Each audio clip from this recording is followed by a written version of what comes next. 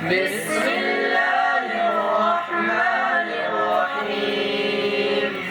قل أعوذ برب الناس ملك الناس إله الناس من شر الوسواس الخناس الذي يوسوس في صدور الناس من الجنة والناس بسم